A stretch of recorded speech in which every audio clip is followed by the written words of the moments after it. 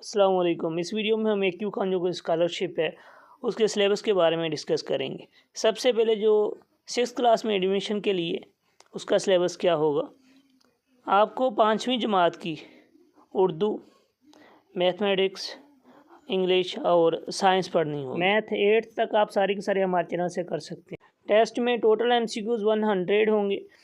100 में से 25-25 इन चारों सब्जेक्ट्स के होंगे और 50% मतलब 50 कम से कम मार्क्स उठानी होंगी टेस्ट को पास करने के लिए। सिंध टेक्स्ट वालों के लिए अलग से पेपर होगा और ऑक्सफर्ड वालों के लिए, ऑक्सफर्ड सिलेबस वालों के लिए अलग से पेपर होगा।